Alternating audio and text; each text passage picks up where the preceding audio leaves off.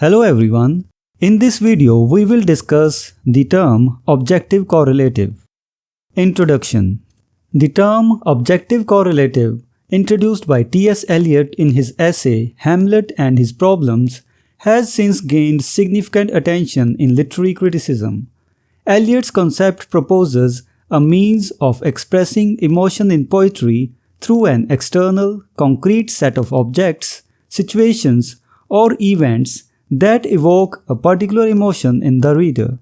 However, this concept has faced criticism for oversimplifying the complex process of poetic composition and the rendering of emotions.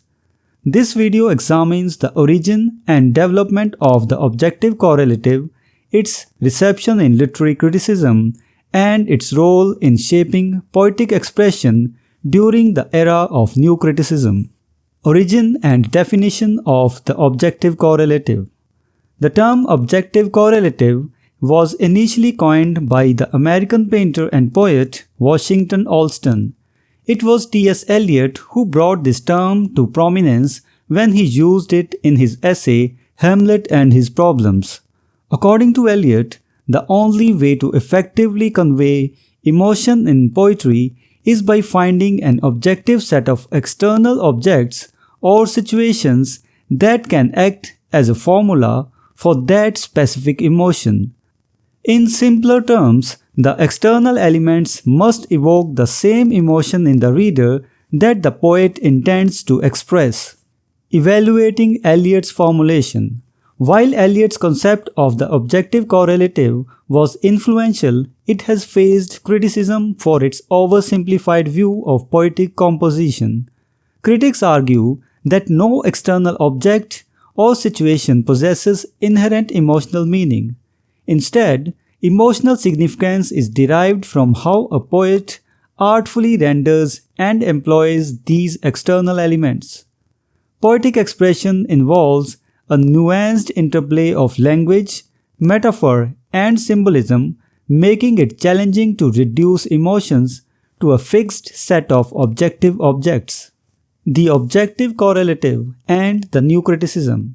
The concept of the objective correlative resonated with the new criticism movement, which emerged during the early 20th century. New critics sought to emphasize the importance of precision, clarity, and objective analysis in literary interpretation. They criticized vague descriptions and direct emotional statements in poetry, favoring poems with concrete imagery and impersonal expressions.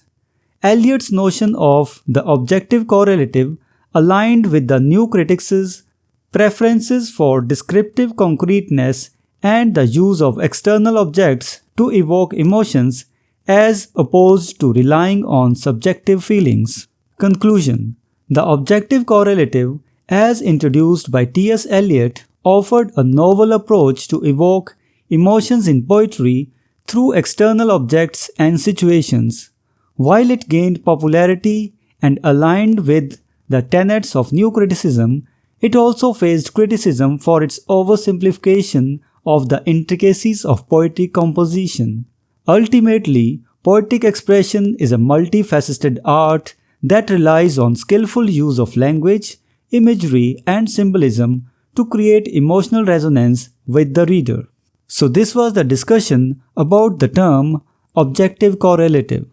We will meet in the next video and discuss some other term. Until then, goodbye and thank you. Hello everyone. Welcome to this series on literary terms and literary theory.